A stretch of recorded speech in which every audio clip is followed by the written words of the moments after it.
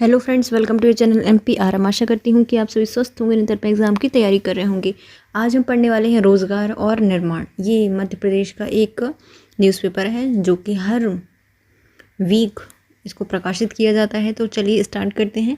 2026 से हम इसको स्टार्ट कर रहे हैं और हर वीक में हम इसको सॉल्व करेंगे पूरा।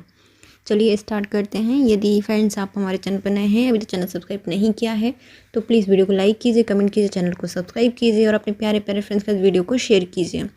पहला जो हमारी हेडलाइन दी गई है वो क्या है? पूर्व प्रधानमंत्री अटल बिहारी वाजपेयी जी की जयंती पर अभ्युदय मध्य प्रदेश ग्रोथ समिट का आयोजन किया गया है। किसने किया है? इसमें आए हैं केंद्रीय गृह मंत्री। आयोजन किया गया है कहाँ पर? ग्वालियर में इसका आयोजन किया गया है।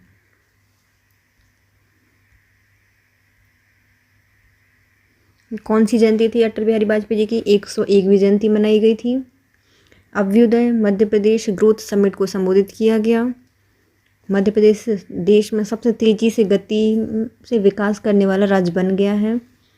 कौन आया था इसमें? केंद्रीय गृह एवं सहकारिता मंत्री अमित शाह आए थे। इसमें बहुत सारे मंत्रियों के नाम याद हो जाते हैं। हम सिर्फ हेडलाइन वगैरह पढ़ेंगे, है ना, क्या क्या इन्होंने बोला है।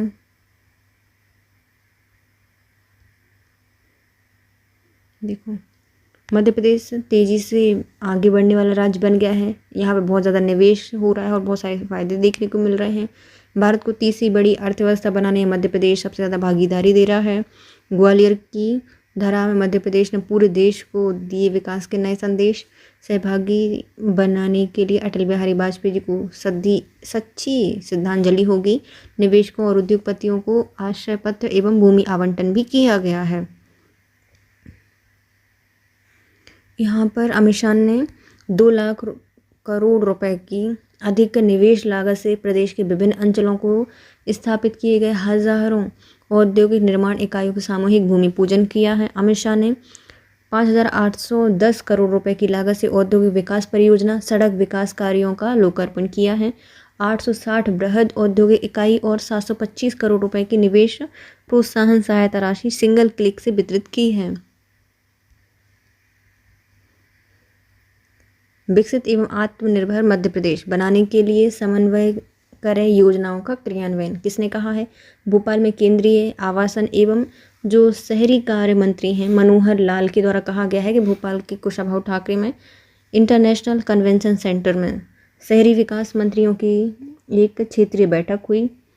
इसमें इन्होंने कहा है कि जो बजट है उसकी पूरी राशि का प्रयोग किया जाए समय पर। नरेंद्र मोदी ने वर्ष 2047 तक विकसित एवं आत्मनिर्भर भारत की जो परिकल्पना की है उसे पूरा जब ही किया जा सकता है जब पूरी योजनाओं को क्या किया जाए, क्रियान्वयन किया जाए। मध्य प्रदेश, छत्तीसगढ़, राजस्थान, उत्तर प्रदेश के यहाँ पर शहरी विकास मंत्री आए थे, राज्य मंत्री आए थे, भारत सरकार राज्यों के अधिकारी भी यहाँ पर उपस्थित थे।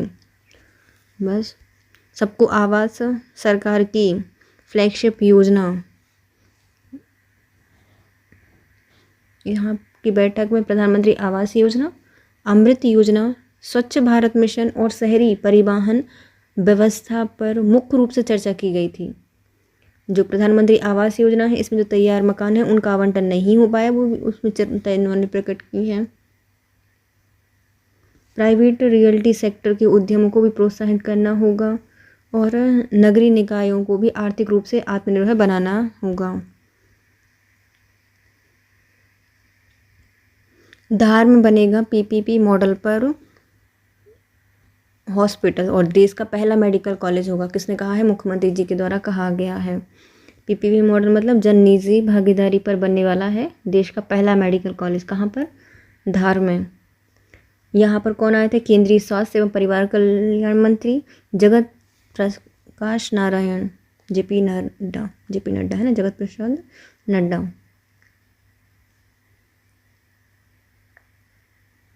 मेडिकल शुरू की जाएगी यहाँ पर।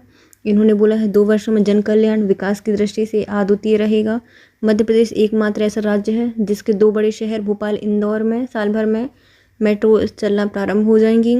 यहाँ पे इंदौर और नई दिल्ली के लिए हवाई सेवाएं भी उपलब्ध की जा रही हैं, रीवा से इंदौर और नई दिल्ली के लिए, है ना। शीघ्र ही कटनी और पन्ना में भी मेडिकल कॉलेज के शिलान्यास किया जाएगा।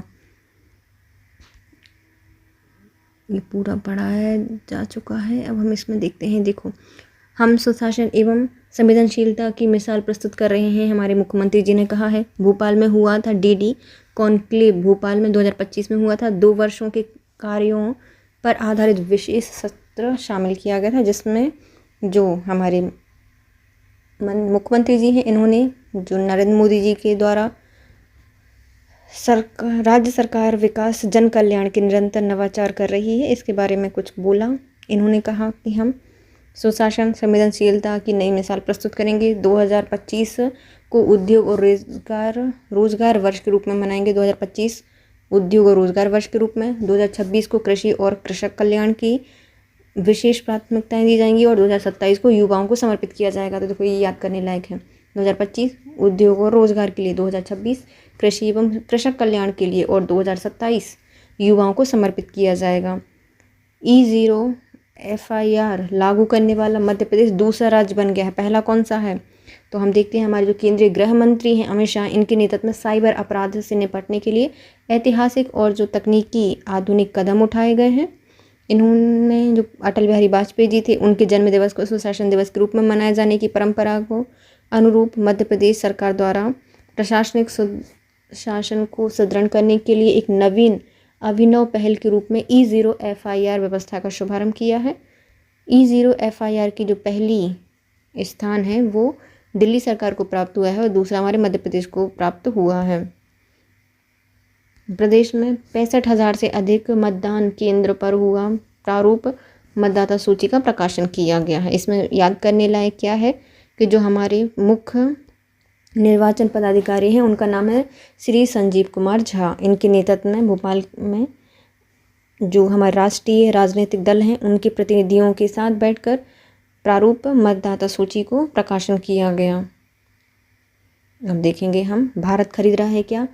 850 कौमिकाजे ड्रोन खरीद रहा है। कितने के? 2000 करोड़ रुपए की लागत से खरीदेगा।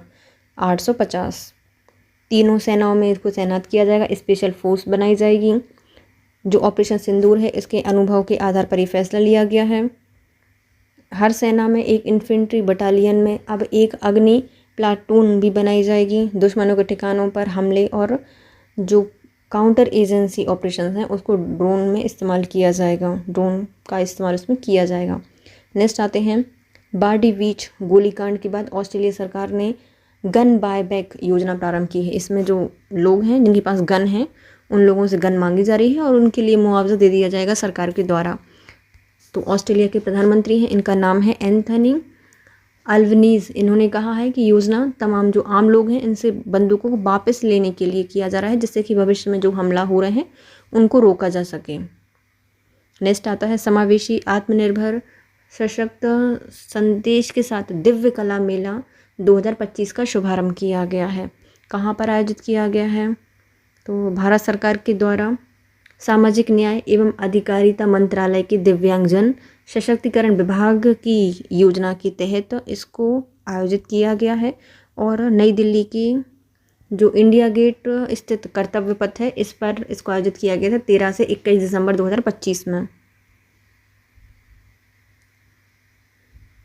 जो दिव्यांग कारीगर हैं, उद्यमी हैं, उद्यमशीलता की क्षमता, रचनात्मक उत्कृष्टता और आर्थिक योगदान को प्रदर्शित करने के लिए इसको स्थापित किया गया था। इसमें 20 राज्यों के लगभग 100 दिव्यांग कारीगर उद्यमों ने इसमें हिस्सा लिया था।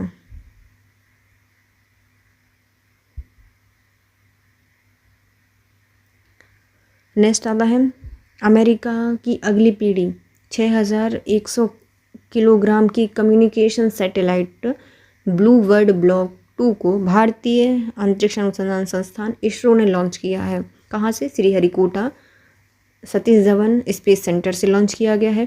यह सैटेलाइट दुनिया का पहला और एकमात्र अंतरिक्ष आधारित मोबाइल ब्रॉडबैंड नेटवर्क है, जो सीधे स्मार्टफोन से कनेक्ट करेगा। मतलब इसके लिए टावर की ज़रूरत नहीं होगी, बल्कि ये सीधा किससे? फ़ोन से कनेक्ट करेगा। तो ये दुनिया का पहला है।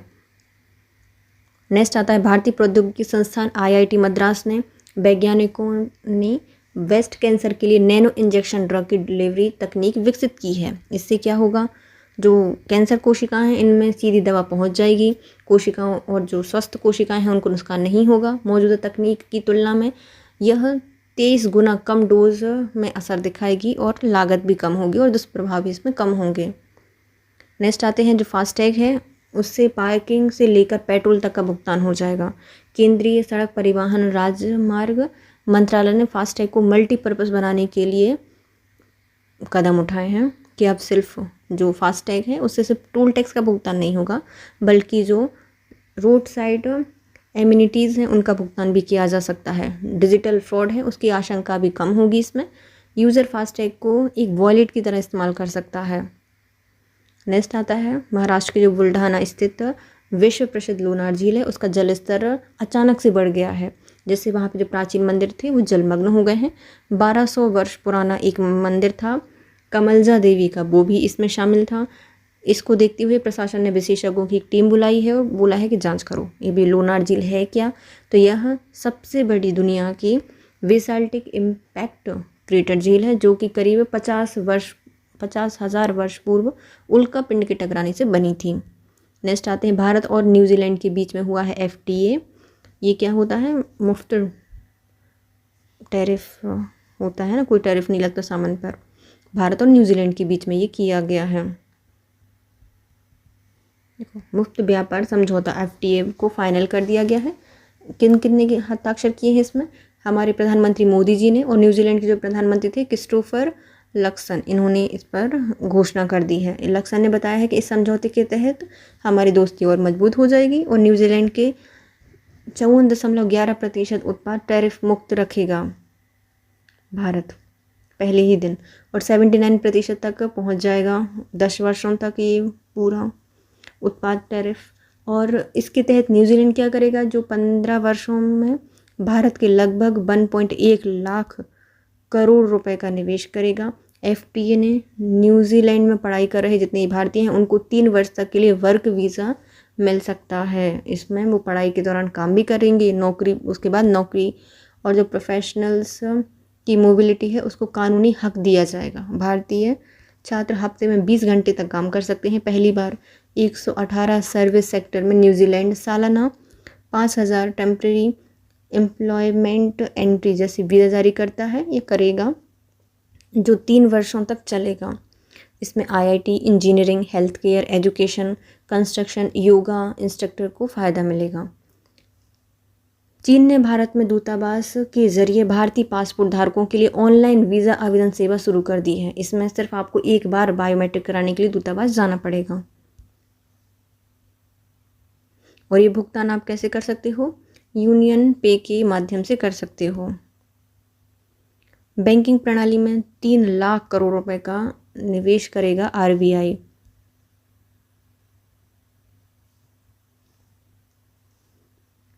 अगली में करीब 3 लाख करोड़ रुपए भुगतान करेगा। केंद्रीय बैंक अगले महीने खुले बाजार में बॉन्ड खरीदेगा। डॉलर रुपए की अदला बदली के जरिए बैंकिंग सिस्टम में 32 अरब डॉलर लगभग 2.9 लाख करोड़ रुपए रुपए की नकदी डालेगा। भारत ने दितिवाह तूफान से प्रभावित श्रीलंका के पुनर्निर्माण के लिए करीब 3,735 करोड़ रुपए की सहायता पैकेज घोषणा की है। तो दितिवाह तूफान ने श्रीलंका को तबाह कर दिया है, इसलिए भारत उसके पुनर्निर्माण के लिए लगभग 3,735 करोड़ रुपए दे रहा है कि भैया सहायता दी जा रही है आपको। कौन देंगे, हमारे विदेश मंत्री गए थे जयप्रकाश नारायण, इन्होंने कहा है कि हम आपकी सहायता करेंगे। इसमें से जो 2,905 करोड़ रुपए हैं वह रियायती ऋण पे दिए जा रहे हैं और 803 करोड़ रुपए हैं वह अनुदान के रूप में दिए गए हैं। विश्व भर के केंद्रीय बैंक अपने विदेशी मुद्रा भंडार में धीरे धीरे से अमेरिकी डॉलर, यूरो की हिस्सेदारी को कम कर रहे हैं और ये ब्रिटिश पाउंड, जापानी येन जैसी अन्य मुद्रा, सोने में निवेश बढ़ा रहे हैं। 14 वर्षों में जो केंद्रीय बैंक है वहाँ पर डॉलर का भंडार 14.4% से घट गया है। रेटिंग एजेंसी केयर एज की रिपोर्ट के अनुसार 2000 से 2009 के बीच में विदेशी जो वैश्विक मुद्रा बैंक था इसमें कुल भंडार अमेरिकी डॉलर की हिस्सेदारी 66.5% थी और 2010 से 2019 तक यह हिस्सेदारी 62.9% रही है। वर्ष 2020-24 में ये 58.5% तक रह गई है, मतलब हम निवेश कम कर रहे हैं डॉलर में। और जो जापानी येन था उसको 2000 से 2009 में सिर्फ 4.2% थी, लेकिन 2020-24 तक 10% हो गई है।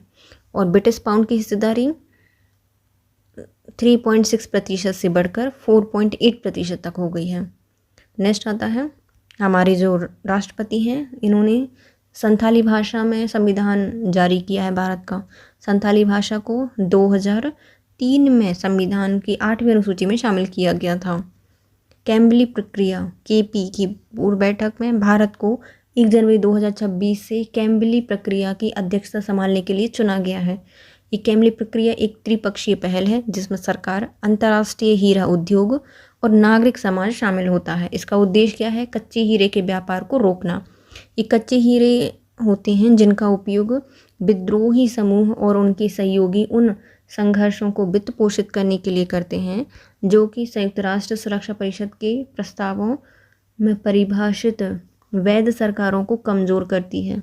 वर्ष 2025 दिसंबर से भारत इसके उपाध्यक्ष का पदभार ग्रहण करेगा और नव वर्ष में इसका अध्यक्ष पद संभाल लेगा। तीसरी बार भारत को कैम्बली प्रक्रिया का अध्यक्ष चुना गया है। नेक्स्ट आते हैं प्रधानमंत्री ने जीवन की सुगमता को बढ़ावा देने के लिए सरकार को प्रतिबद्धता पर बल दिया है।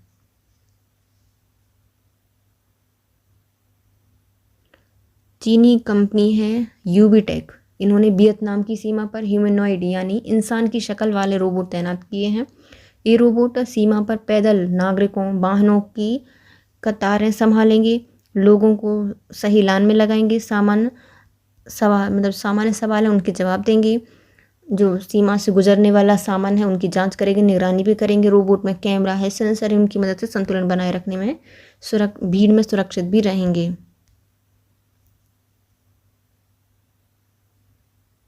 ये दी गई है कुछ theory. Abhyuday Madhya Pradesh growth summit से संबंधित पूरी, जिसको हम अभी नहीं पढ़ेंगे, वो मेंस में आंसर राइटिंग के लिए ज़रूरी है, तो आप चाहें तो इसको इससे पढ़ सकते हैं।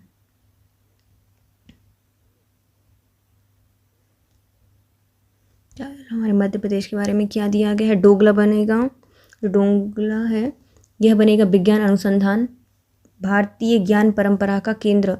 मुख्यमंत्री जी के द्वारा ये कहा गया है। यह कहाँ पर? ये उज्जैन में स्थित है। मुख्यमंत्री हमारे मोहन यादव, इन्होंने कहा है कि जो डोगरा है वह पुनः भारतीय ज्ञान परंपरा, खगोल विज्ञान और गणितज्ञ अनुसंधान केंद्र के रूप में विकसित किया जाएगा। यहाँ से हमारे समय की गणना, सूर्य की गति, पंचांग निर्माण, गणना का एक महत्वपूर्ण केंद्र रहा है, उसको फिर से वैसे ही विकसित किया जाएगा। बस। नेक्स्ट आता है प्रदेश में दिया जा रहा है प्राकृतिक खेती को बढ़ावा। कृषि मंत्री श्री काशना ने कहा है। तो हमारे सागर में रासायनिक मुक्त एवं विष रहित खाद्य उत्पादन को बढ़ावा देने की दिशा में एक अभिनव पहल के अंतर्गत सागर स्थित PTC ग्राउंड में जैविक एवं प्राकृतिक हाट बाजार का आयोजन किया गया। इस कार्यक्रम में हमारे कृषि कल्याण एवं कृषि विकास मंत्री थे, इनका नाम है श्री ऐदल सिंह काशना। इन्होंने इसको प्रोत्साहित किया और प्राकृतिक एवं जैविक खेती को बढ़ावा दिया जाने की बात कही।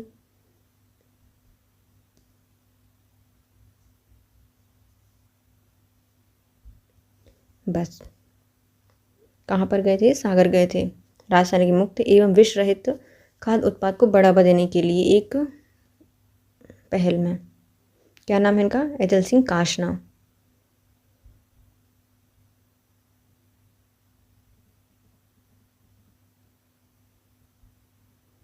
हमारे रीवा को विकास के शिखर पर पहुंचाना है, किसने कहा है? जो उप मुख्यमंत्री हैं श्री राजेंद्र शुक्ल, इन्होंने कहा है रीवा को विकास के शिखर पर पहुंचाना है ना। यहाँ पर अधोसंरचना का विकास के साथ साथ स्वास्थ्य, शिक्षा, रोजगार की उपलब्धता भी होगी। उप मुख्यमंत्री श्री शुक्ल रीवा में सामाजिक सद्भाव, मिलन एवं विंध्य नायक सम्मान समारोह कार्यक्रम में सम्मिलित हुए थे। कौन कौन से हुए थे यहाँ पर? सामाजिक सद्भाव मिलन हुआ था और विंध्य नायक सम्मान समारोह हुआ था रीवा में।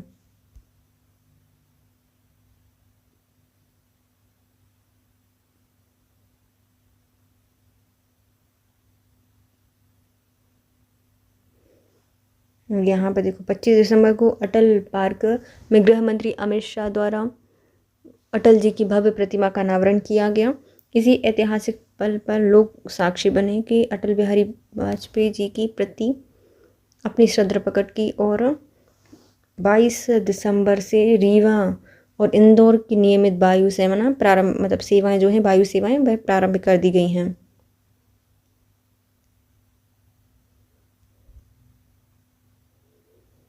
एलोवेरा महुआ से बने फेस पैक, तुलसी सिरप, आंवला जूस और बेल शरबत बने सैलानियों की पसंद। अंतर्राष्ट्रीय वन मेला 2025 में कहाँ पर आयोजित किया गया था? भोपाल में आयोजित किया गया था। 6 दिन का ये मेला था। इसमें कुछ कुछ जो हमारी औषधि वगैरह थी उनको यूज़ किया गया। निःशुल्क चिकित्सा परामर्श आकर्षक सैलानी देखने पहुँचे थे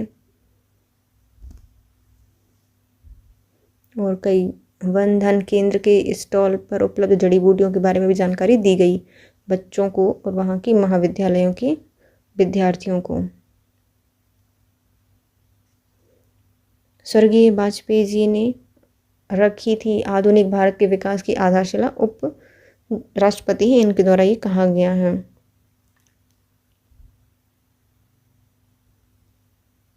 देखो यहाँ पर एक पुस्तक का विमोचन किया गया, हम उसको देखते हैं। कौन आए थे? इंदौर में हुआ है ये कार्यक्रम। उपराष्ट्रपति श्री CP राधाकृष्णन ने इंदौर में आयोजित भारत रत्न स्वर्गीय अटल बिहारी वाजपेयी जी के जन्म समारोह को संबोधित किया और कहा कि स्वर्गीय अटल बिहारी वाजपेयी केवल एक व्यक्ति नहीं बल्कि एक विचार मिशन थे। उनकी कर्म आदर्श और सुशासन की दृष्टि से आने वाली पीढ़ी के लिए मार्गदर्शन प्रकाश है। देखो अटल जी की जीवन ऐसे ग्रंथ की भांति है जिसका प्रत्येक पृष्ठ नैतिकता उत्कृष्टता धर्म की राह पर रहता है। इन्होंने पुस्तक का विमोचन किया था, वो देखते हैं कौन सी पुस्तक थी।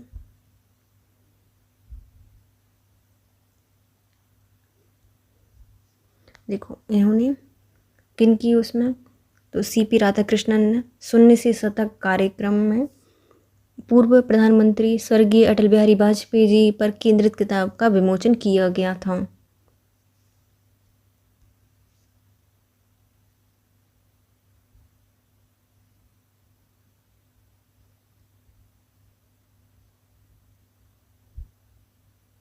नेक्स्ट आते हैं पेंच टाइगर रिजर्व से बाघिन का सफल स्थानांतरण हुआ है। कहाँ गई है? तो इसको राजस्थान की जो रामगढ़ विषधारी टाइगर रिजर्व है वहाँ पर सफलतापूर्वक स्थानांतरण किया गया है। 3 वर्ष की थी बाघिन। कहाँ से गई है? पेंच टाइगर रिजर्व से गई है।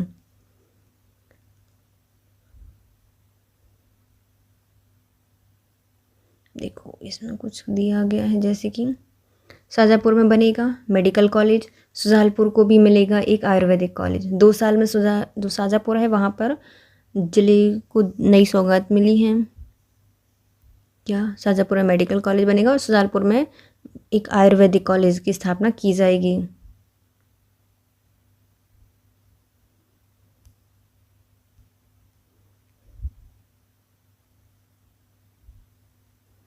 और इंदौर में आयोजित किया गया है यंग एंटरप्रेन्योर फोरम समिट 2025 का। हमारे मोहन यादव जी के द्वारा इसको संबोधित किया गया।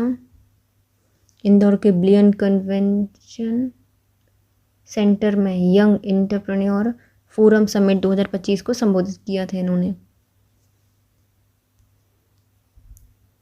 मेले में 2.5 करोड़ रुपए की हर्बल उत्पाद की बिक्री हुई थी। कहाँ पे? भोपाल में लगाया था अंतर्राष्ट्रीय वन मेला, 7 दिन का था।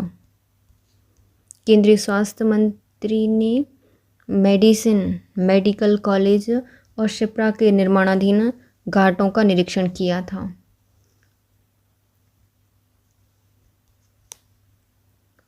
उज्जैन में ट्रांसमिशन लाइन के लिए बड़ा खतरा बनी है चीनी मांझा। अभी कुछ दिन पहले कल ही एक लड़के को मुर्गा बना के पुलिस ने पूरे में घुमाया था।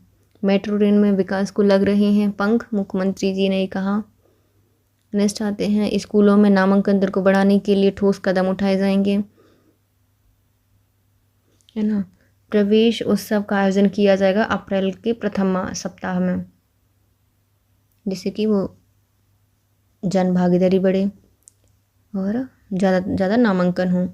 6 और 9 में प्रवेश मतलब 6वीं और 9वीं में प्रवेश करने के लिए सरलीकरण प्रक्रिया अपनाई जाएगी। जो 6वीं में प्रवेश करने के लिए प्रधान अध्यापक और माध्यमिक शाला में और 9वीं में प्रवेश के लिए प्राचार्य को जिम्मेदारी दी गई है।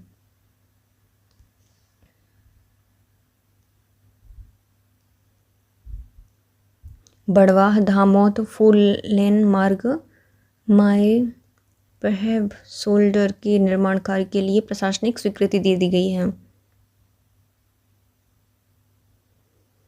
तो बड़वाह धामों के बीच 4 लेन मार्ग माए परहेड शोल्डर, इसकी लंबाई होगी 62.795 किलोमीटर।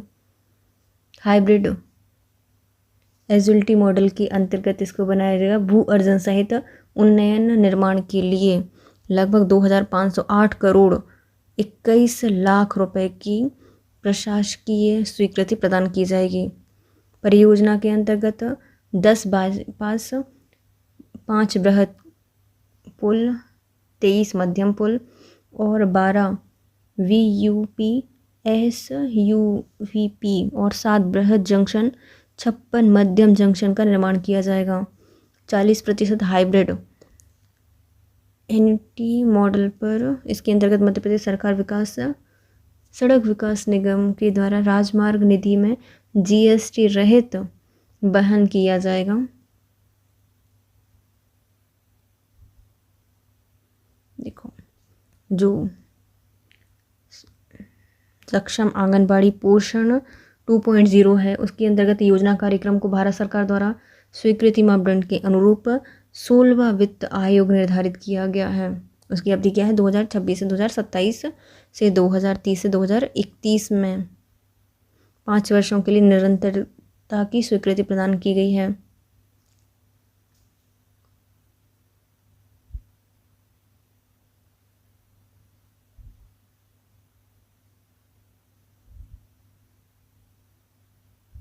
और स्वचालित मौसम केंद्र एवं स्वचालित रेन गेज की स्थापना के लिए भी राशि स्वीकृत की गई है। प्रधानमंत्री फसल बीमा योजना के WINDS weather information network and data system कार्यक्रम के क्रियान्वयन की स्वीकृति प्रदान की गई है। स्वीकृति के अनुसार प्रत्येक तहसील स्तर पर स्वचालित वेदर स्टेशन और ग्राम पंचायत स्तर पर स्वचालित रेन गेज स्थापित किए जाएंगे। मंत्रिपरिषद ने इसके लिए 434 करोड़ 58 लाख रुपए की स्वीकृति प्रदान की है, जिसमें मौसम आधारित आंकड़े उपलब्ध होंगे। कृषकों के हित में फसल बीमा योजना का क्रियान्वयन तेज गति से किया जाएगा और मौसम के उच्च गुणवत्ता आंकड़े एक डिजिटल प्लेटफॉर्म पर भारत सरकार को उपलब्ध हो जाएंगे। मध्य प्रदेश स्वयं पाठ्यक्रम के पंजीकरण और क्रियान्वयन में अग्रणी है। राष्ट्रीय शिक्षा नीति के बारे में कहा गया है, हम इसको देखते हैं। मध्य प्रदेश राष्ट्रीय शिक्षा नीति 2020 का क्रियान्वयन में अग्रणी रहा है। स्वयं पोर्टल की जानकारी विद्यार्थियों तक पहुंचाने में मध्य प्रदेश आगे है। जो जुलाई 2025 में मध्य प्रदेश का जो औसत पंजीयन है वह देश के औसत पंजीयन 6.7% से अधिक 9% तक है। प्रदेश में स्वयं पाठ्यक्रम के प्रचार प्रसार के लिए रील्स बनाई गई हैं और प्रदेश के सभी संभागों में आधुनिक डिजिटल स्टूडियो भी स्थापित किए गए हैं। अब देखो, जो स्वयं पोर्टल है वो है क्या। तो सरकार के द्वारा जो राष्ट्रीय शिक्षा नीति आई थी उसके क्रियान्वयन के लिए एक केंद्र सरकार का कार्यक्रम है जिसका नाम है स्वयं। इसका फुल फॉर्म होता है study webs for active learning for young inspiring mind के क्रियान्वयन में मध्य प्रदेश सबसे आगे है। इसमें पंजीकरण करना पड़ता है। इसका उद्देश्य है समानता, गुणवत्ता और जो सबको समान तरीके से गुणवत्ता के रूप में शिक्षा पहुंचाना। सबसे ज़्यादा हमारे भारत में मध्य प्रदेश से ज़्यादा पंजीकरण किया गया है, 9% तक। और इसमें जो गैर तकनीकी विषय हैं, इसमें तकनीकों से ज़्यादा इसमें मतलब पंजीकरण किया गया है। गैर तकनीकी विषयों में ज़्यादा पंजीकरण किया गया है।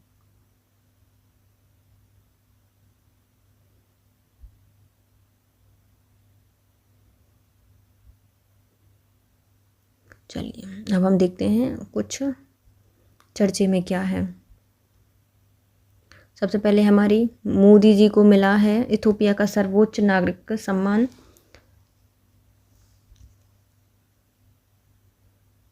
है ना। तो इथोपिया के प्रधानमंत्री हैं अबी अहमद अली ने अपने देश के सर्वोच्च नागरिक सम्मान द ग्रेट ऑनर निशान ऑफ इथोपिया से मोदी जी को सम्मानित किया है।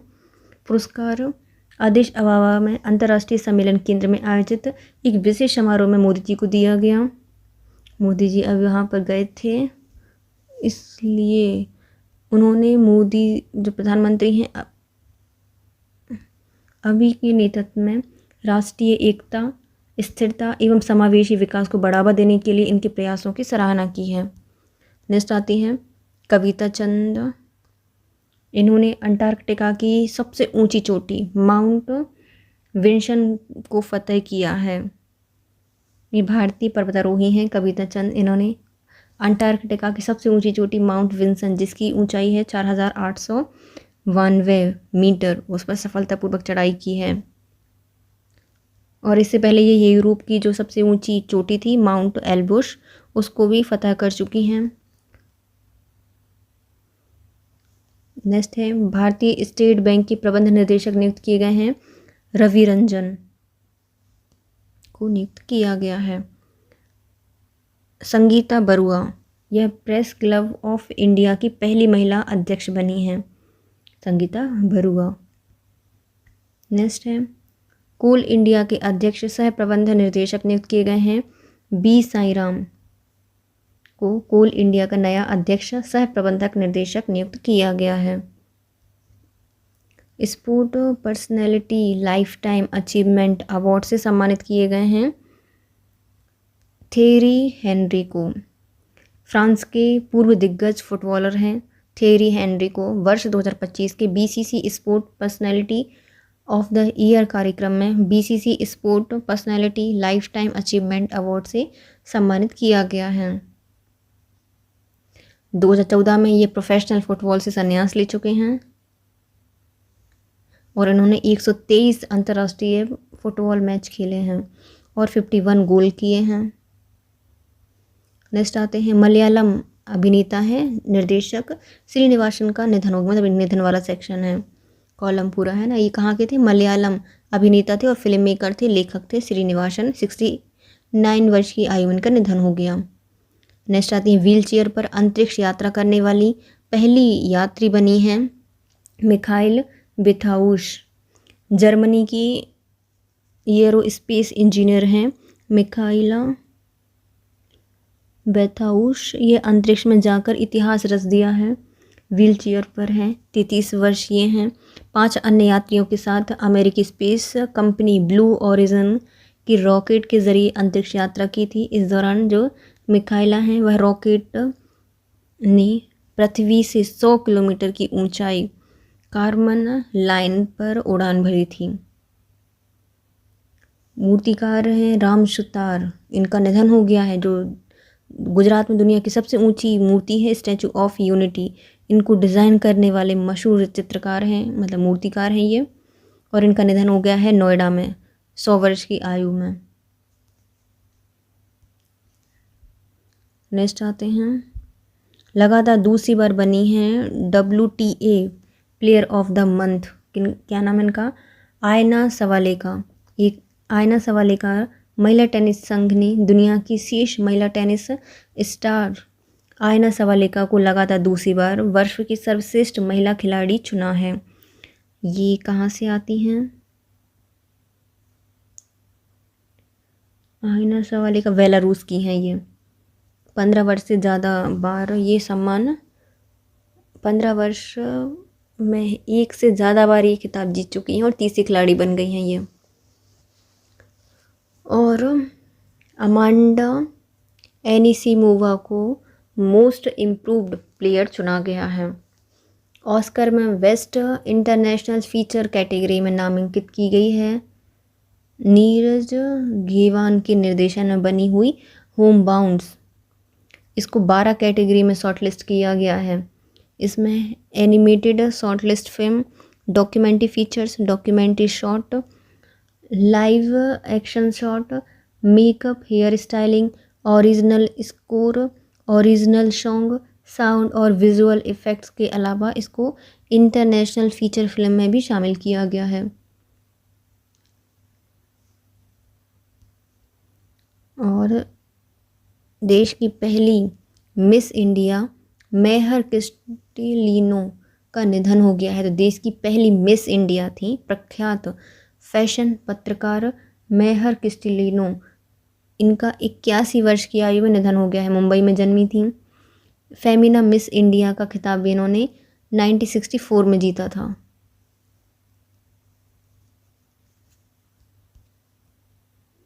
नेक्स्ट आती हैं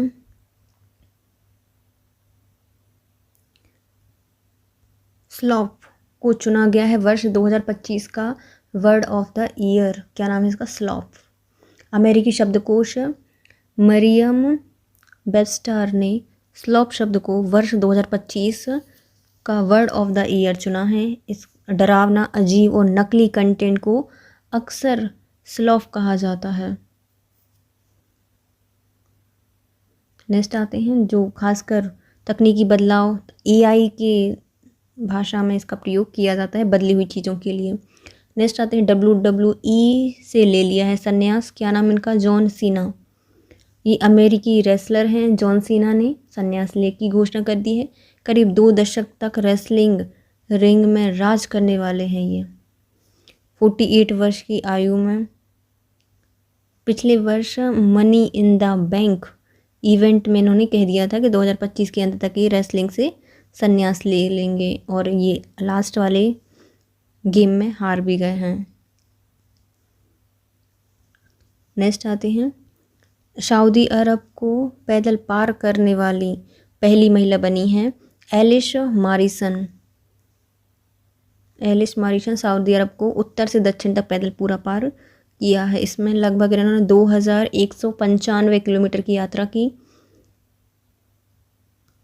15 दिसंबर को सऊदी अरब सीमा पर ये नजरान पहुंची थीं और 1 जनवरी से 2025 में इन्होंने ये शुरू किया था। 15 दिसंबर 2025 को पहुंची। इन्होंने यहाँ पर मॉरिसन के 6 प्रांत तबुक, मदीना, मक्का, अल्वाहा, आशिर, नजरान को पार करते हुए यूनेस्को विश्व धरोहर स्थल अल उला और वहीमा से गुजरी और प्रिंस मोहम्मद बिन सलमान रॉयल रिजर्व को भी पार किया था। नेक्स्ट आते हैं मध्य प्रदेश के कलचुरी राजवंश।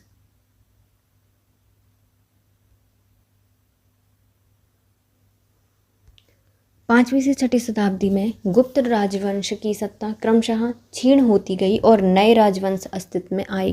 प्राचीन मध्य प्रदेश में भी नई राजनीतिक शक्तियाँ परिलक्षित हुईं।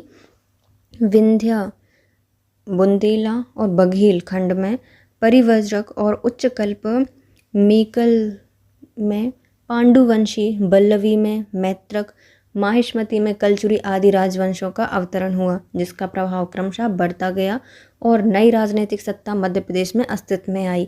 इन्हीं परिस्थितियों में एक उल्लेखनीय राजवंश उदित हुआ जिसे कलचुरी राजवंश के नाम से जाना जाता है। इस राजवंश की कई प्रमुख शाखाएं समय समय पर अस्तित्व में आईं तथा अपनी न्यूनाधिक प्रभाव छोड़ के गईं। कलचुरी राजवंश की कई प्रमुख शाखाएं रही हैं, जिनमें से माहिष्मती और त्रिपुरी शाखा ने मध्य प्रदेश के विभिन्न भागों पर शासन किया है। पहले आते हैं माहिष्मती के कलचुरी।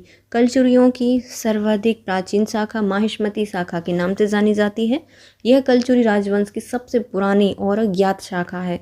माहिष्मती के कलचुरी, जिन्हें है भी कहा जाता है, इन्होंने 6वीं से 7वीं शताब्दी ईस्वी में वर्तमान महाराष्ट्र, गुजरात के कुछ हिस्सों और दक्षिण मध्य प्रदेश पर शासन किया है। इनकी राजधानी माहिष्मती वर्तमान महेश्वर में स्थित है। इस राजवंश की स्थापना कृष्णराज ने की थी। माहिष्मती शाखा के 3 प्रमुख शासकों के नाम इतिहास में प्राप्त होते हैं। प्रमुख शासक आते हैं कृष्णराज।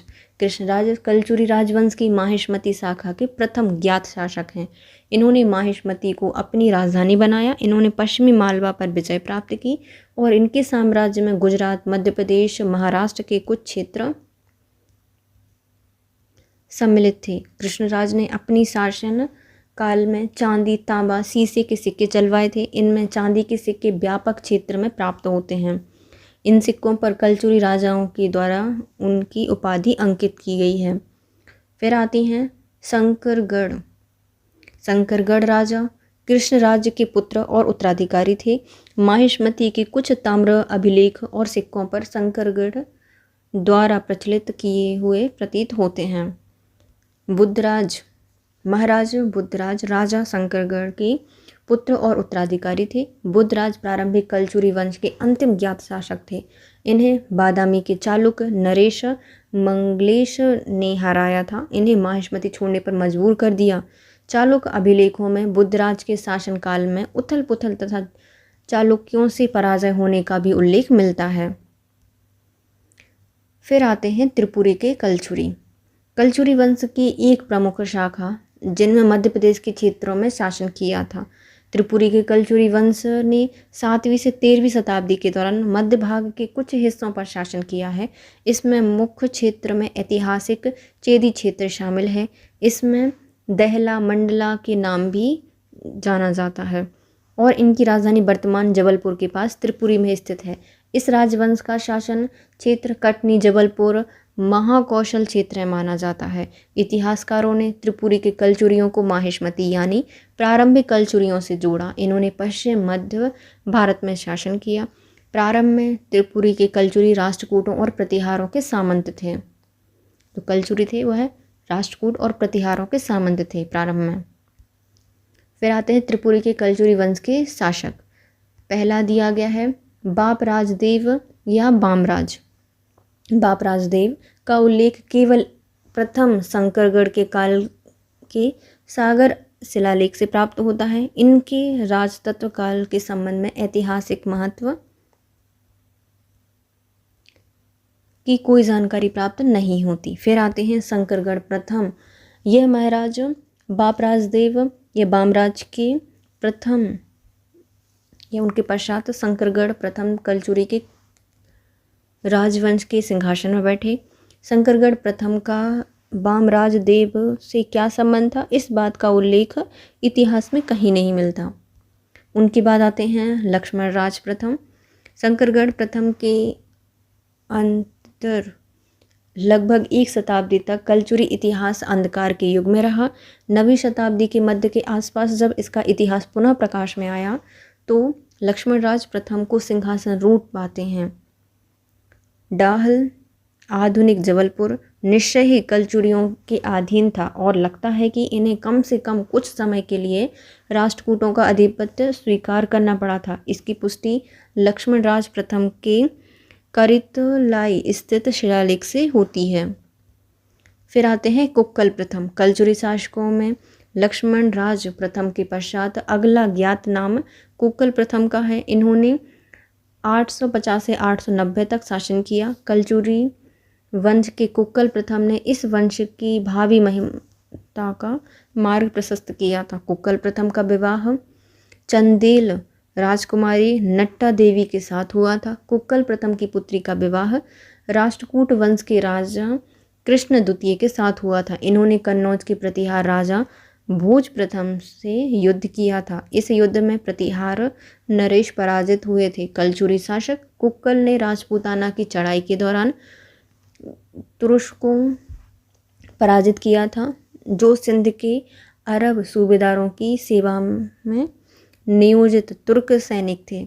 इन्होंने बग के राजा कीर्तिदेव की संपत्ति लूटी थी। कुक्कल प्रथम कलचुरी राजवंश के उत्थानकर्ता माने जाते हैं। फिर आते हैं शंकरगढ़ द्वितीय। शंकरगढ़ द्वितीय कुक्कल प्रथम के पुत्र उत्तराधिकारी थे। शंकरगढ़ 890 से 910 तक कलचुरी राजवंश के शासक रहे हैं। इन्होंने अपनी शासनकाल में मुग्ध, तुंग, प्रसिद्ध, धवल एवं रणविग्रह ये 3 विरुद्ध उपाधि धारण की थी। कौन कौन सी?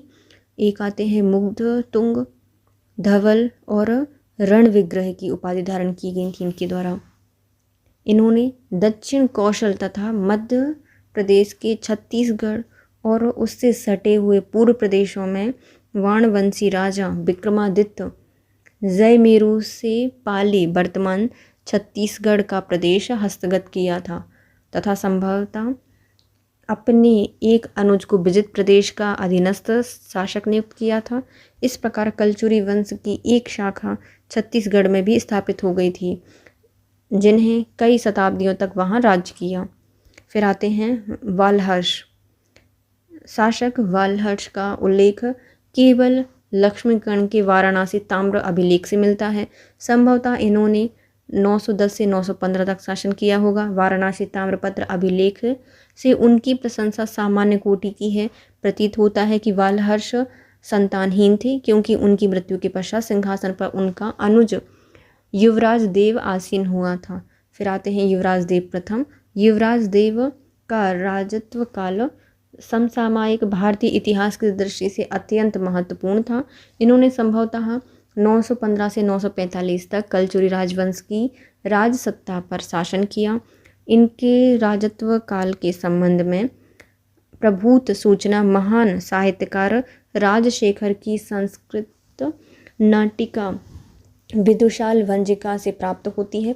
सुप्रसिद्ध कवि एवं नाटककार राजशेखर गुर्जर प्रतिहारों का दरबार छोड़कर युवराज देव की राजसभा में गए। राजशेखर को कलचुरी राज दरबार में सम्मानित स्थान प्राप्त हुआ और कलचुरी राजधानी त्रिपुरी में रहते हुए उन्होंने विदुषाल भंजिका नामक प्रसिद्ध नाटिका और साहित्य शास्त्र पर अपने विख्यात ग्रंथ काव्य मीमांसा का प्रणयन किया है। राजशेखर ने अपने नए संरक्षककर्ता कलचुरी नरेश युवराज देव उपाधि कियूर वर्ष को विदुषाल भंजिका का नायक बनाया और युवराज देव की परिषद की आज्ञा से कुंतल राज्य पर अपनी विजय के उपलक्ष्य में यह नाटिका राजधानी त्रिपुरी में अभिनीत हुई। युवराज देव प्रथम का अन्य नाम कियूर वर्ष अर्थात कपूर वर्ष या युवराज देव का अन्य नाम विरुद्ध था तथा युवराज देव ने सम्राट पद की सूचक परमेश्वर चक्रवर्ती की उपाधियां भी धारण की थी। युवराज देव ने अपने शासनकाल में त्रिलिंगाधिपति तथा त्रिलिंगाधिपति की उपाधि भी धारण की थी। युवराज देव प्रथम ने जबलपुर में 64 योगिनी मंदिर, गोलकी मंदिर तथा गोलकी मठ का निर्माण करवाया था। युवराज देव प्रथम की रानी नहला ने दमोह के नेहटा में नहलेश्वर मंदिर का निर्माण करवाया था। युवराज देव प्रथम की दरबारी भाक मिश्र थे, जो उनके शासनकाल में सर्वाधिक बुद्धिमान मंत्री थे तथा अन्य दरबारी गुक्क थे, जिनके शिलालेख बांधवगढ़ से प्राप्त होते हैं। गुक्क किनके यहाँ पे थे? युवराज देव के यहाँ पर थे। इन्होंने वहाँ चट्टानों पर विष्णु के अवतारों की प्रतिमाओं का भी उत्कीर्ण कराया था। फिर आते हैं लक्ष्मण राज द्वितीय। लक्ष्मण राज द्वितीय युवराज देव प्रथम के पुत्र तथा उत्तराधिकारी थे। लक्ष्मण राज ने अपने पिता युवराज देव प्रथम की विस्तारवादी नीति का अनुसरण किया तथा लक्ष्मण राव द्वितीय ने कौशल वर्तमान छत्तीसगढ़ प्रदेश और उड़ीसा का पश्चिमी और उड़ीसा के राजाओं को परास्त किया था और उड़ू से कालिय नाग की सोने की रत्न जड़ित मूर्ति भी प्राप्त की थी। फिर आते हैं युवराज देव द्वितीय। युवराज देव द्वितीय लगभग 980 से 990 तक कलचुरी राजवंश के राज्य सिंहासन पर आरूढ़ हुए। इनके शासनकाल में परमार वंश के सम्राट बागपति ने आक्रमण किया था और युवराज देव द्वितीय को इस युद्ध में असफलता प्राप्त हुई थी। परमार राजवंश के शासकों की सर्वोच्च राजशक्ति के पद की महत्वाकांक्षा कलचुरी राजधानी त्रिपुरी की विजेता के रूप में प्राप्त होती है। इस युद्ध के पश्चात त्रिपुरी के कलचुरियों की शक्ति का ह्रास हुआ। बागपति के आक्रमण से अनेक कलचुरी सैनिक मारे गए और युवराज देव त्रिपुरी से भाग गए। सामंत युद्ध के समय युवराज द्वितीय द्वारा दिखाई गई कायरता से अत्यंत नाराज हुए और उन्हें दोबारा सिंहासन पर नहीं बैठने दिया गया। युवराज देव के अवयस्क पुत्र कुक्कल द्वितीय को राजा बनाया गया। इसके साथ हमारा जो कलचुरी राजवंश था वो होता है कंप्लीट। नेक्स्ट हम पढ़ेंगे अब हिंदी साहित्य से संबंधित प्रश्न, जो कि अभी आगामी प्रश्न पत्र में देखने को मिलेंगे।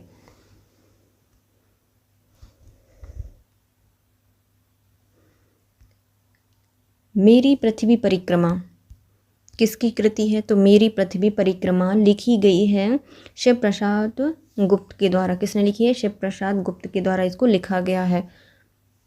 नेक्स्ट आते हैं, कुछ आप बीती कुछ जग बीती के लेखक कौन है? इनका नाम है भारतेंदु हरिश्चंद्र। कलम का सिपाही नामक पुस्तक में किसकी प्रामाणिक जीवनी लिखी है? तो ये लिखी गई है मुंशी प्रेमचंद्र जी की। कलम के सिपाही मुंशी प्रेमचंद्र जी की प्रामाणिक जीवनी लिखी गई है। माटी की मूर्ति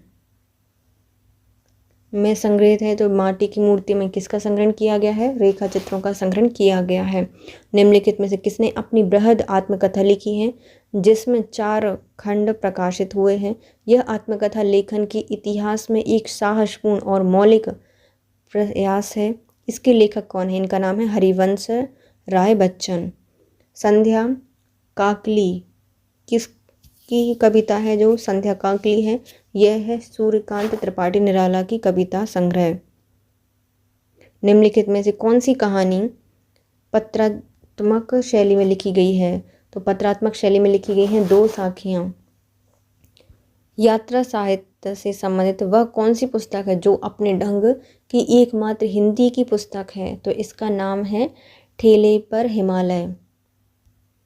किस उपन्यासकार ने ब्रज के नटों का जीवन चित्रित किया है? तो ब्रज के नटों का जीवन चित्रित किया है कब तक पुकारूं में ब्रज के नटों का जीवित चित्रण किया गया है। निम्नलिखित में से कौन सा संस्मरण संग्रह सर्वाधिक चर्चित रहा है? तो इसका नाम है जिंदगी मुस्कुराई। यह संस्मरण संग्रह सर्वाधिक चर्चित रहा है। निम्नलिखित में से किस उपन्यास में मछुआ जीवन की विशद चित्रण किया गया है? तो मछुआ जीवन का विशद चित्रण किया गया है वरुण के बेटे में। किस पुस्तक में चंद्रशेखर आज़ाद, भगत सिंह और राजगुरु आदि से संबंधित संस्मरण संकलित किए गए हैं? तो ये किए गए हैं यश की धारा में। प्रयोगवादी उपन्यास परंतु के लेखक कौन है? तो इनका नाम है प्रभाकर माचवे परंतु के लेखक हैं। जिनेंद्र के उपन्यासों का मेरुदंड है, ये आत्मपीड़न का दर्शन से संबंधित है। जितेंद्र के उपन्यासों का मेरुदंड आत्मपीड़न के दर्शन से संबंधित है।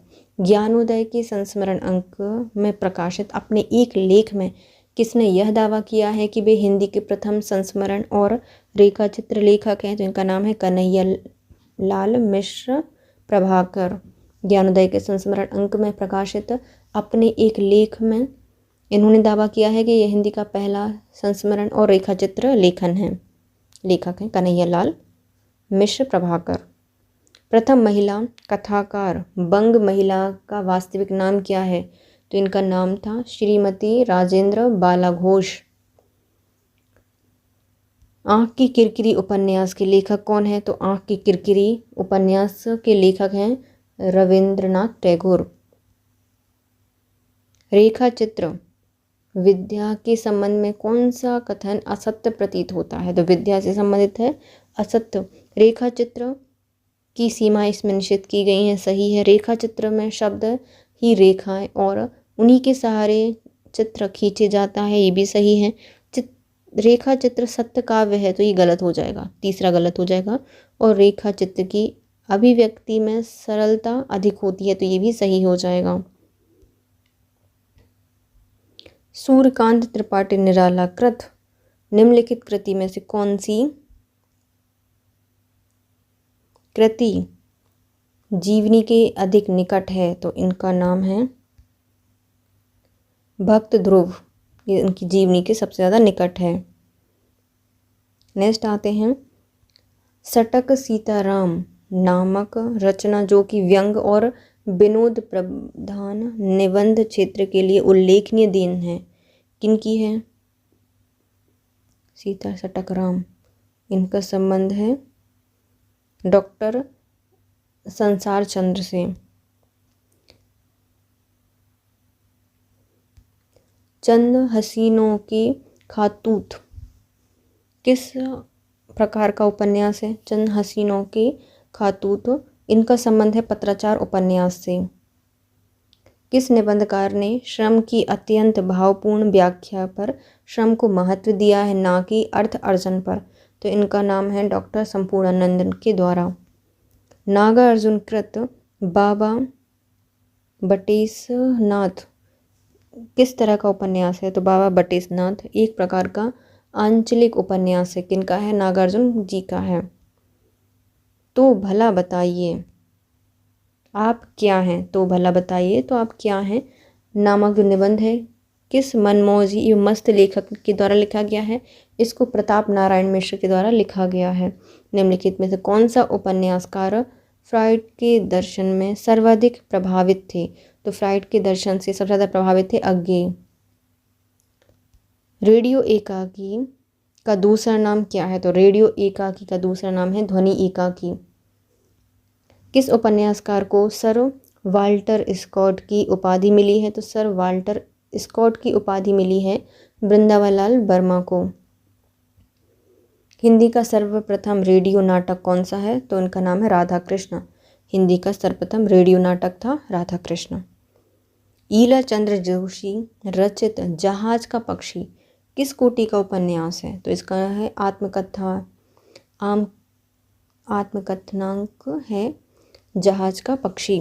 रेडियो नाटक की सफलता अविलंबित रही है तो ध्वनि प्रधान संवादों पर।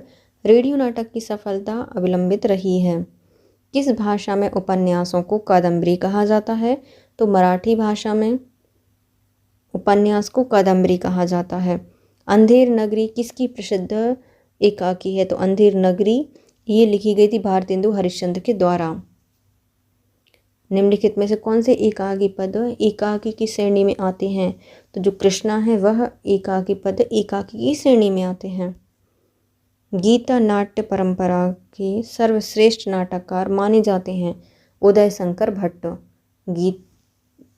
गीति नाट्य परंपरा में सब श्रेष्ठ नाटककार हैं उदय शंकर भट्ट। शेक्सपियर के प्रायः सभी नाटकों का हिंदी अनुवाद किसने किया है? तो इनका नाम है लाला सीताराम के द्वारा। किस लेखक ने भारतेंदु हरिश्चंद्र को आधार बनाकर कवि भारतेंदु नाटक की रचना की है? तो लक्ष्मी नारायण मिश्र के द्वारा भारतेंदु हरिश्चंद्र को आधार बनाकर कवि भारतेंदु नाट्य की रचना की है। हिंदी रंगमंच के जन्मदाता भारतेंदु हरिश्चंद्र हैं। हिंदी रंगमंच के जन्मदाता। नाटक को पंचम वेद किसने कहा है? तो नाटक को पंचम वेद भरत मुनि ने कहा है। भारत के सबसे पहला पाश्चात्य रंगमंच कहाँ स्थापित किया गया था? तो इसे पश्चिम बंगाल में स्थापित किया गया था भारत का पहला पाश्चात्य रंगमंच। यारों के यार के लेखक कौन है? तो कृष्णा सोबती। यारों के यार के लेखक है कृष्णा सोबती। उदयभान चरित्र किस कृति का नाम है? तो रानी केतकी की कहानी का। उदयभान चरित्र रानी केतकी की कहानी का दूसरा नाम है। भारत में प्रगतिशील लेखक संघ के प्रथम अधिवेशन सन 1936 में लखनऊ उत्तर प्रदेश में हुआ था। इसके अध्यक्ष कौन थे? तो उनका नाम है मुंशी प्रेमचंद। राधिका रमन प्रसाद सिंह की कहानी कानों में कंगना किस पत्रिका में प्रकाशित हुई थी? तो इसका प्रकाशन हुआ था इंदु में। उसने कहा था कहानी के लेखक कौन हैं? तो उसने कहा था कहानी लिखी गई है चंद्रधर शर्मा गुलेरी के द्वारा। प्रेमचंद की पहली हिंदी कहानी का नाम क्या है? तो प्रेमचंद की जो पहली हिंदी कहानी है उसका नाम था पंच परमेश्वर। प्रेमचंद की अंतिम कहानी कौन सी मानी जाती है? तो कफन को प्रेमचंद जी की अंतिम कहानी माना जाता है। 11 वर्ष का समय कहानी के लेखक कौन है? 11 वर्ष का समय ये लिखी गई आचार्य रामचंद्र शुक्ला के द्वारा। रामचंद्र शुक्ला। निम्नलिखित में से कौन सी कहानी है जो प्रेमचंद ने नहीं लिखी है? तो पुरस्कार प्रेमचंद जी के द्वारा नहीं लिखी गई है, जबकि ईदगाह, नशा और कफन प्रेमचंद जी की किताबें हैं। अरुण और मधुलिका किस कहानी के पात्र हैं? तो पुरस्कार के। अरुण और मधुलिका जो कहानी के पात्र हैं वह पुरस्कार से आते हैं। पन्नाधाय, रूठी रानी, आम्रपालिका कहानी के रचयिता कौन हैं? इनका नाम है आचार्य चतुरसेन शास्त्री। पन्नाधाय, रूठी रानी और आम्रपालिका आचार्य चतुरसेन शास्त्री जी द्वारा लिखी गई हैं। पर्दा कहानी के लेखक का नाम क्या है? तो पर्दा कहानी के लेखक हैं यशपाल।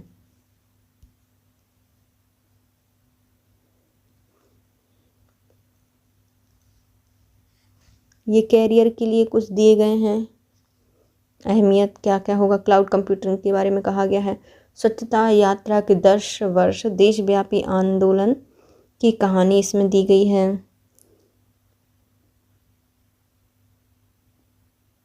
ब्यास नदी के बारे में कुछ बताया गया। बीसीसीआई ने बढ़ाई है महिला घरेलू क्रिकेटरों की फीस।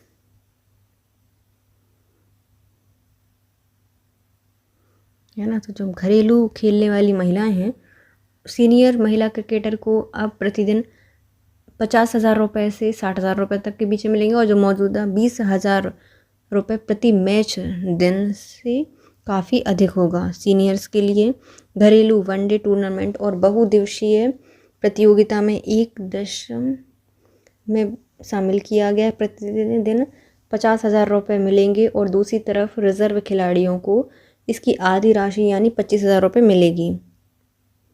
इनको बढ़ा दिया गया है ना। और आईसीसी 2020 विश्व कप 2026 के लिए सूर्य कुमार होंगे भारतीय टीम के कप्तान। सूर्य कुमार को क्या बनाया गया है? भारतीय कप्तान बनाया गया है।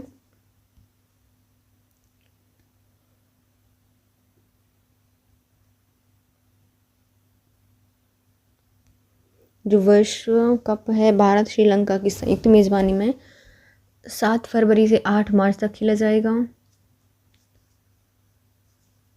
ये जीतने की बात हो गई है कि इंग्लैंड, भारत, वेस्ट इंडीज़ ने सबसे ज़्यादा 2-2 बार जीता है आईसीसी 2020 विश्व कप, और पाकिस्तान, श्रीलंका और ऑस्ट्रेलिया ने एक बार जीता है। अक्षय होंगे उप कप्तान, है ना। शुभमन गिल के बाहर हो जाने पर जो अक्षय पटेल हैं इनका प्रमोशन हो गया है और इनको उप कप्तान बना दिया गया है 2020 में।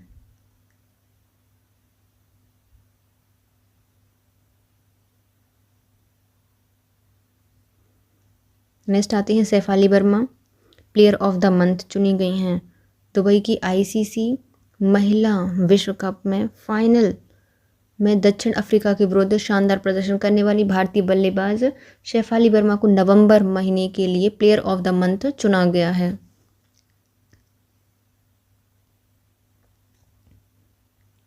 लर्नर टियान ने जीता है नेसट जेन एटीपी फाइनल खिताब।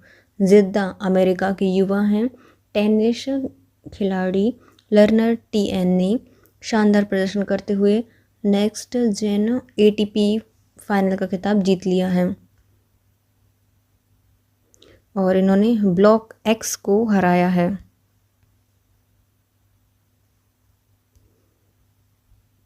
मोरक्को ने जॉर्डन को हराकर जीता है अरब कप। किसने हराया है? मोरक्को ने जॉर्डन को हराया है। नेक्स्ट है आन से यंग ने जीता है BWF वर्ल्ड टूर फाइनल्स खिताब किसने जीता है? यंग के द्वारा जीता गया है। होंजोंग दक्षिण कोरिया की विश्व नंबर 1 महिला बैडमिंटन खिलाड़ी आन से यंग ने BWF वर्ल्ड टूर्नामेंट फाइनल महिला एकल वर्ग का खिताब जीत लिया है और आन से यंग ने दूसरी बार जीता है इसको और 2021 में भी यह खिताब जीत चुकी हैं ये। नेक्स्ट आती हैं दीप्ति शर्मा बनेंगी विश्व की नंबर 1 2020 गेंदबाज।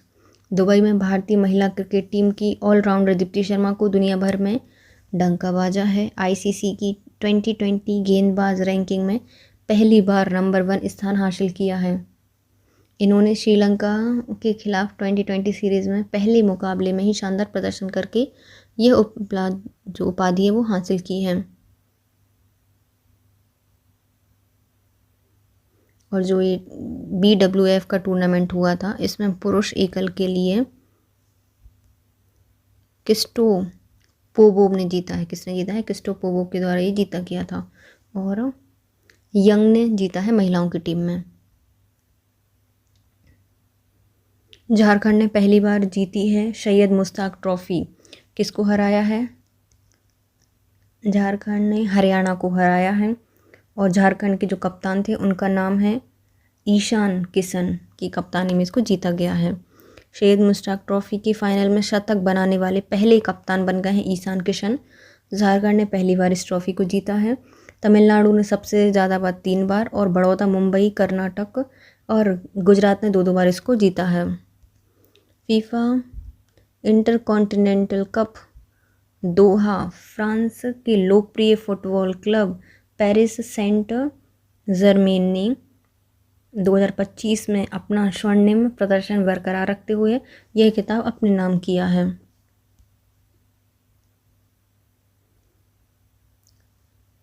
किसको हराया है? फ्लेमिंगो को हराकर इन्होंने खिताब जीता है। पेरिस सेंट जर्मन ने पहली बार फीफा इंटरकॉन्टिनेंटल कप जीता है। 2024 में पहली बार इसको खेला गया था फीफा कॉन्टिनेंटल कप, तब स्पेन क्लब रियल मैड्रिड ने इसको जीता था।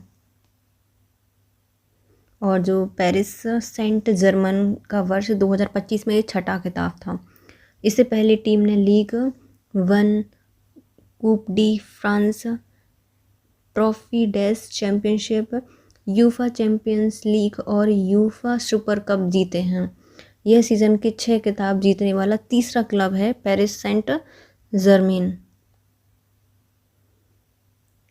फीफा ने विश्व कप 2025 के लिए इनामी राशि की घोषणा कर दी है। इनामी राशि की घोषणा कितनी है इनकी? $655 मिलियन है, जो लगभग 5,912 करोड़ रुपए होगी। 2022 में कतर में जो फुटबॉल हुई थी यहाँ पर $440 मिलियन रखी गई थी। इससे लगभग ये 49% अधिक है। नरेंद्र मोदी जी ने असम के नामरूप में अमोनिया यूरा उर्वरक की आधारशिला रखी है। असम में नई गति को पकड़ेगा। किसानों के कल्याण के लिए सभी प्रयास केंद्र में रखे गए हैं।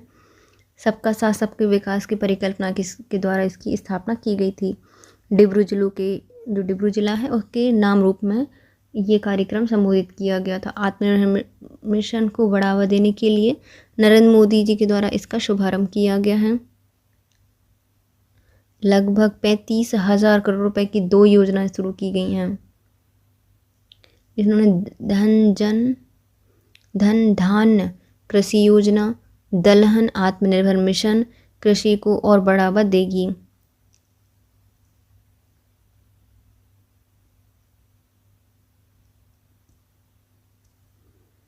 भारत मलेशिया ने किया है आतंकवाद रोधी अभ्यास।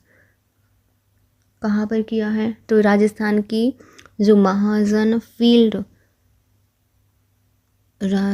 फायरिंग रेंज है वहाँ पर किया गया है और इसका उद्देश्य भारतीय सेना और जो मलेशियाई सेना है, सशस्त्र बल है, इसके बीच में इंटर ऑपरेबिलिटी ऑपरेशन समन्वय करना और संयुक्त युद्ध क्षमता को और सुदृढ़ करना है। यह संयुक्त सैन्य अभ्यास हरिमाऊ शक्ति 2025 का 5वां संस्करण है। भारत ने ढाका में वीजा केंद्र का संचालन शुरू कर दिया है। गगनयान क्रू मॉड्यूल के ड्रोन पैराशूट का सफल परीक्षण किया गया है। कहाँ से? चंडीगढ़ में किया गया है। इसरो ने किया है। गगनयान क्रू मॉड्यूल का ड्रोन पैराशूट उपयोग कब किया जाएगा? जब ड्रोन पैराशूट पृथ्वी पर लौटेंगे ना, तब इसका प्रयोग किया जाएगा। तो इसके सफलतापूर्वक परीक्षण किया गया है। भारत जॉर्डन के बीच में हुआ है करार। गांधी मोदी जी जो हैं वो अभी गए थे पिछले दिनों जॉर्डन की यात्रा पर। 5 महत्वपूर्ण MOU साइन किए गए हैं, जिसमें नवीकरणीय ऊर्जा, जल संसाधन प्रबंधन, सांस्कृतिक आदान प्रदान, डिजिटल समाधान एवं पेट्रो एवं एलोरा के बीच जुड़ाव से संबंधित समझौते किए गए हैं। मोदी जी ने जॉर्डन के राजा अब्दुल्ला द्वितीय के साथ कई महत्वपूर्ण मुद्दों पर भी चर्चा की थी, जिसमें स्वास्थ्य, खनिज, शिक्षा, पर्यटन, उर्वरक, नवीकरणीय ऊर्जा, कृषि, सूचना प्रौद्योगिकी और द्विपक्षीय व्यापार को अगले 5 वर्षों तक $5 अरब तक बढ़ाने का प्रस्ताव रखा गया था। नेक्स्ट आते हैं, जनजाति समुदाय के योद्धाओं ने राष्ट्र निर्माण में महत्वपूर्ण भूमिका निभाई है। इसके लिए जो हमारे केंद्रीय संसदीय कार्य एवं अल्पसंख्यक मामलों के मंत्री हैं किरण रिजिजू, इन्होंने इंदिरा गांधी राष्ट्रीय कला केंद्र IGNCA में भारतीय जनजाति समाज शिक्षित एवं सशक्त भूमिका में आत्मनिर्भरता की ओर पुस्तक का विमोचन किया है। सीरिया में अमेरिका की एयर स्ट्राइक हर कहीं कर रहा है। सीरिया में जो इस्लामिक स्टेट के खिलाफ अमेरिका ने अपना सैन्य अभियान शुरू कर दिया है। जितने भी ये ISI के अड्डे हैं उन पर ही हमला करेगा।